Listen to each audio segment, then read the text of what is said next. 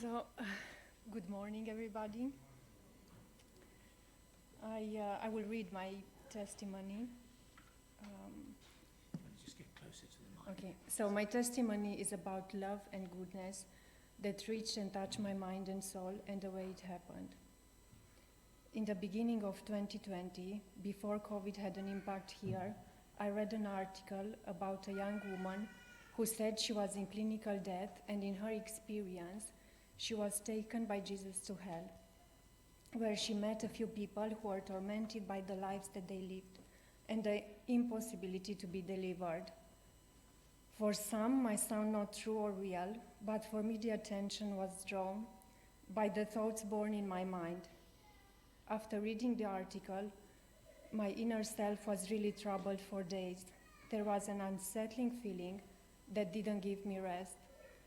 After a short time, COVID changed the entire world, and I faced difficulties to adjusting to the new situation. I felt major changes may happen anytime, and I felt a lack of comfort, safety, and stability. In this context, and searching for answers, I opened Bible with the desire of finding out who is God.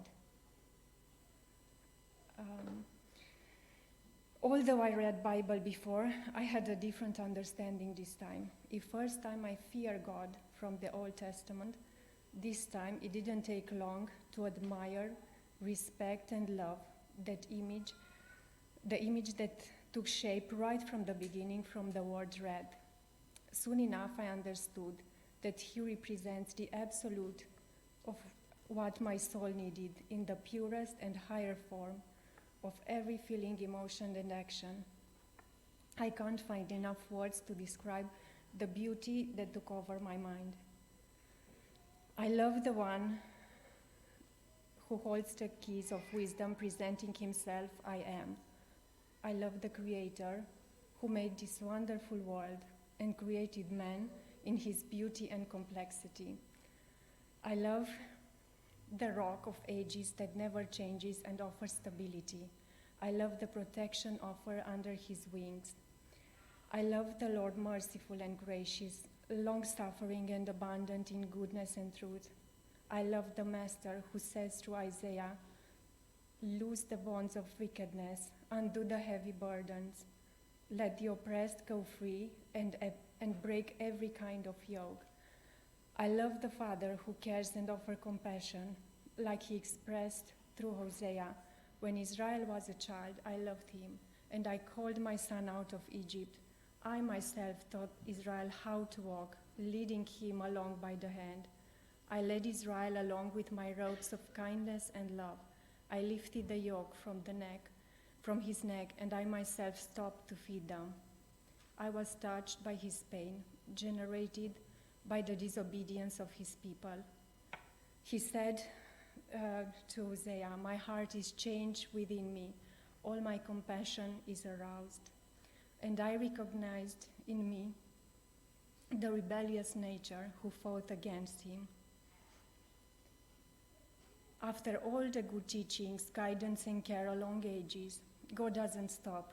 After hundreds of years speaking through prophets, this time he comes himself as Son of God, Jesus Christ, to practice the word in goodness, humility, gentleness, compassion, obedience, patience, love, and sacrifice. Qualities that I can find in myself, but in small proportions, depending on situations, which I easily traded them so many times for selfishness. I understood he paid my price.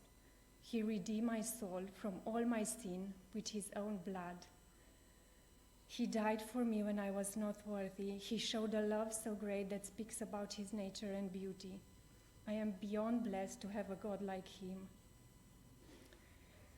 The work was done so beautiful. Love is above everything. The voice is still calling. The arms are wide open. And I need a Savior, because I can't rise above my nature. I couldn't find anything more soul uplifting or noble than this. I know that in the world we live today, it's difficult to find a space for God. But I can only tell I read books before which I kept in my mind and enrich my world, but none of them had the power to dig and shape my thoughts like Bible did and still does.